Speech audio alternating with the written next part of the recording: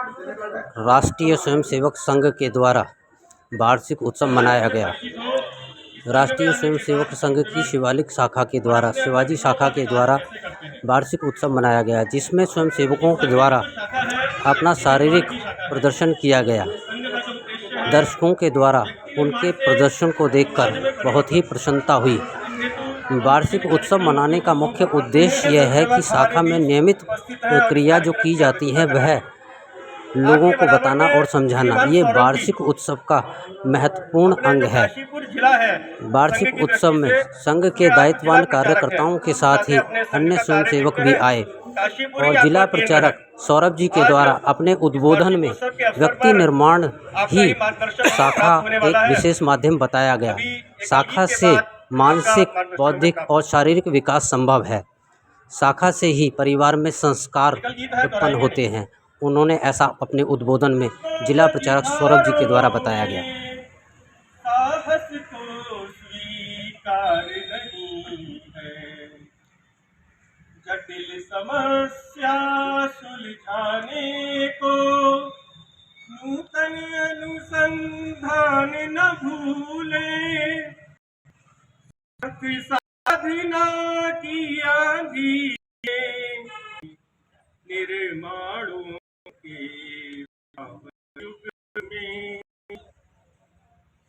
शिव विनय आदर्श झंकार नहीं है, शिक्षा क्या स्वर साध सकेगी यदि नैतिक आधार नहीं है। बीच में बैठे कौन भैया? बुद्धू भैया, बुद्धू भैया। बीच में बैठे कौन भैया? बुद्धू भैया, बुद्धू भैया। वंदे मातरम, वंदे मातरम। भारत माता की जय, भारत माता की जय। आग लगी है, आग लगी है, आग लगी है, आग लग गई। टीम संख्या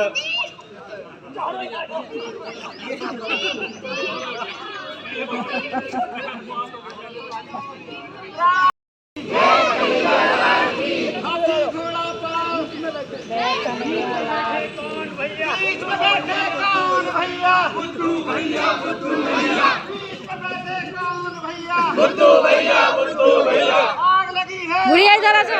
आग लगी है, अरे आग लगी है, आग लगी है, आग लग गई। जितनी बार आग लग रही है बोला गया, 4 बार बोला गया, 4 संख्या जो नहीं बता पाए वो आउट।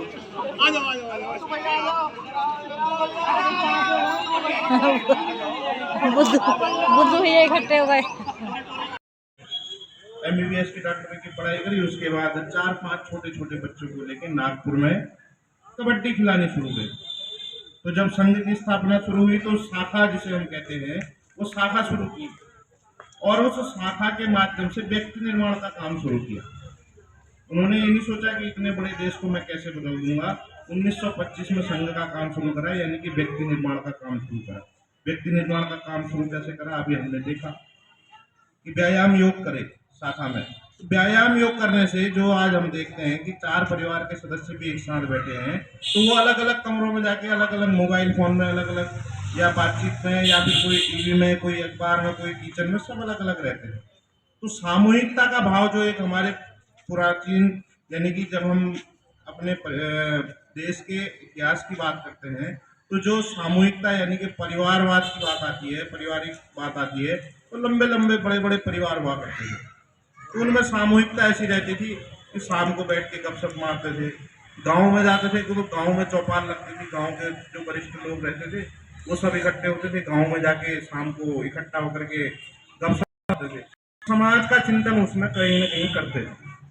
लेकिन धीरे धीरे अब मैं देख होती जाती। तो अभी हमने व्यायाम योग किया, तो व्यायाम योग से हम सब जितने 15-20 स्वयंसेवक यहाँ पर शाखा में व्यायाम योग कर रहे थे, सब अलग अलग जगह से अलग अलग स्थान में, लेकिन यहाँ आने के बाद सामूहिकता का प्रदर्शन करते हैं। यानी कि एक व्यायाम योग सब लोग एक अंक के साथ सामूहिकता के साथ करते हैं, तो सामूहिकता का मन हमारा बनता है।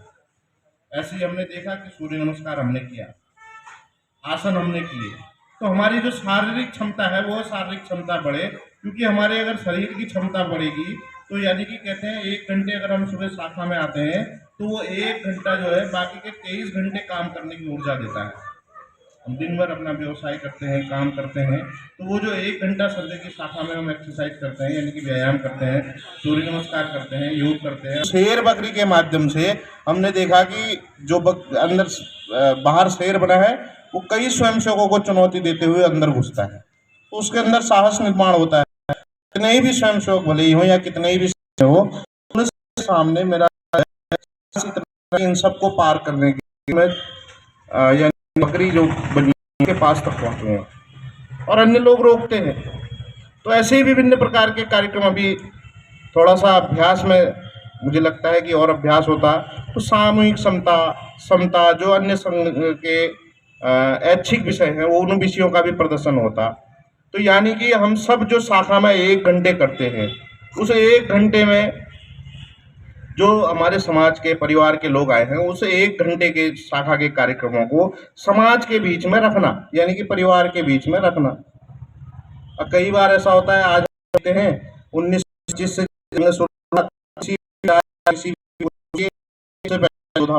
जब शुरू हुआ शाखाएं शुरू हुई तो विरोधाभास शुरू हुआ, तो यानी कि का पात्र शुरू में बनता है। तो लोगों को लगा ये अकेले डॉक्टर हेडगेवार 4-5 बच्चों को लेके बड़ा सोच रहा है कि मैं देश को परिवर्तन कर दूंगा, तो ये क्या कर लेगा अकेले, यानी कि यानी कि पार्क में शाखा लग रही है तो लोग अगल बगल से जाते हुए मजाक उड़ाते थे। तो उसके बाद जब थोड़ा सा और शक्ति मजबूत हुई, शक्ति मजबूत होने के साथ साथ अन्य प्रांतों में भी वही शाखा लगने लग गई।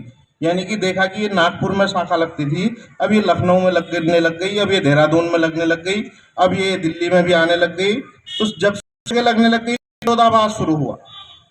संघ की जो शाखा है या संघ का विचार कि किस प्रकार से संघ की शाखा लगाने जाते हैं, वहाँ किस प्रकार के व्यवधान आते हैं, बहुत ऐसे ही विरोधाभास के बाद उसको जो कहते हैं कि इस विचार यानी कि वेश बदल करके घूमते थे, यानी कि अपनी जान बचाते फिरते थे। तो यानी कि उसका नाश करने के लिए भी कोई कमी ऐसी नहीं छोड़ी कि इस विचार का नाश हो। जब इन 3 चिंता बढ़ती है तो धीरे धीरे ध्यान में आया कि संघ के विचारों की स्वीकार्यता समाज में बढ़ने लगी। और आज हम देखते हैं कि बहुत सारे लोग संघ में जुड़ना चाहते हैं, संघ के विचारों को स्वीकार करते हैं, और बहुत सारा समाज ऐसा है वो कहता है मैं जुड़ता तो नहीं हूँ, मैं प्रत्यक्ष रूप से आ नहीं सकता हूँ, लेकिन मैं आपके विचारों को स्वीकार करता हूँ, आपके विचारों से मैं प्रेरित रहता हूँ और आपके विचारों को मैं ग्रहण भी करता हूँ। तो कई बार लोग टिप्पणी करते हैं संघ पे, तो संघ पे टिप्पणी करते हैं तो जो जिसके जितने समझ में आता है वो उतना ही टिप्पणी करता है। कई बार लोगों को लगता है कि ये आतंकवादी बनाने की ट्रेनिंग देते हैं, कई बार लोगों को लगता है कि ये अलग प्रकार के काम करते हैं। बहुत सारे बातें हमने दुष्प्रचार में सुनी होगी और जब संघ ने अपना प्रचार प्रसार नहीं किया तो जो दूसरे लोग थे यानी कि दूसरी विचारधाराओं के लोग थे, जो विरोधी लोग थे, जो ये चाहते थे कि संघ की विचारधारा आगे न बढ़े, उन लोगों ने संघ का दुष्प्रचार करना शुरू करा। और दुष्प्रचार में जिसका जैसा मन आता था वो वैसे प्रकार से दुष्प्रचार करता था। तो विभिन्न प्रकार के पैतरे उसके लिए अपनाए जाते थे। पूजनीय सरसंघ चालक जी की एक घटना सुनाते हैं कि अगर संघ को समझना है तो शाखा में आना पड़ेगा। अगर हम बाहर से चाहें कि संघ को समझ लें तो मुश्किल है, संघ समझ में नहीं आएगा, क्योंकि संघ इतना बड़ा संगठन है। और जो संघ के द्वितीय सरसंघ चालक रहे श्री गुरु जी, उन्होंने जब 33 बात समझ में आ रहा है कि संघ का काम क्या है, तो संघ का काम तो जीवन लगाने के बाद भी समझ में नहीं आता है।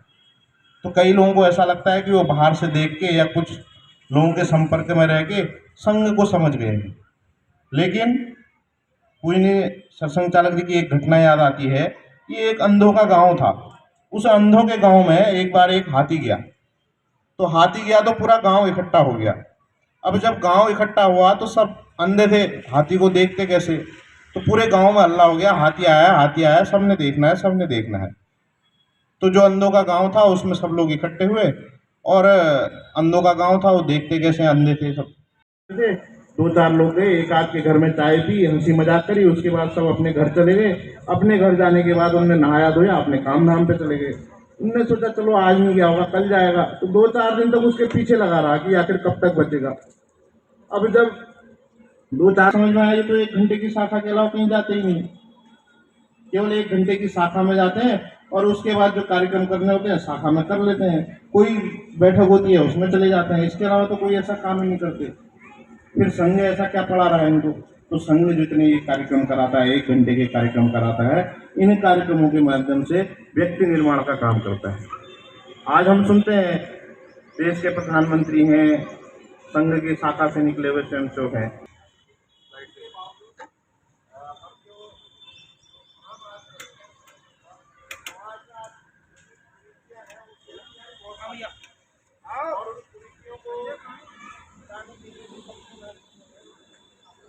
अगर संघ की शाखा इस क्षेत्र में लगती है तो इस क्षेत्र के लोग वो सुरक्षित है।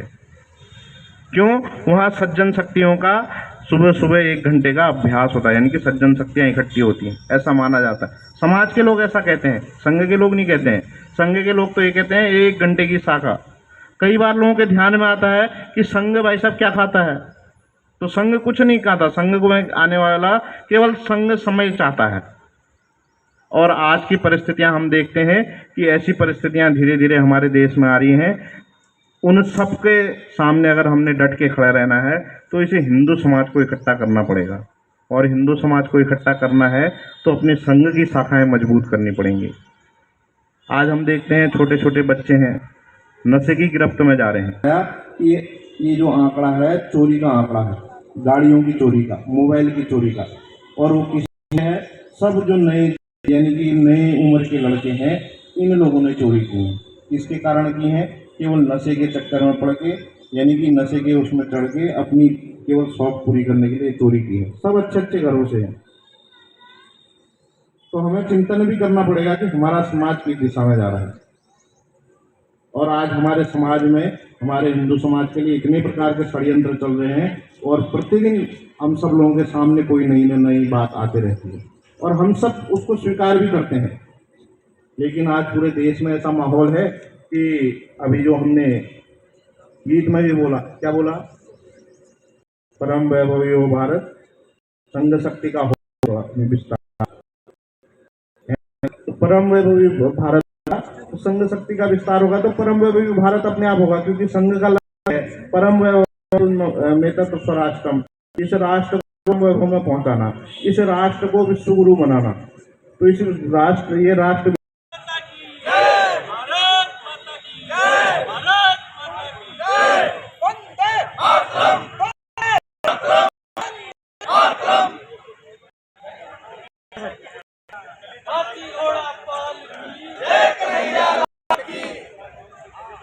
शाखा का वार्षिक उत्सव था, इसकी कार्यक्रम रूपरेखा के बारे में बताइएगा। संघ की जो शाखाएं हैं उन शाखाओं का वार्षिक उत्सव मनाया जाता है। प्रत्येक वर्ष हर शाखा का वार्षिक उत्सव मनाया जाता है, ऐसी योजना प्रांत से है। उसी के संबंध में आज यहाँ पे जो हमारी ये शिवाजी शाखा है उसका वार्षिक उत्सव मनाया गया।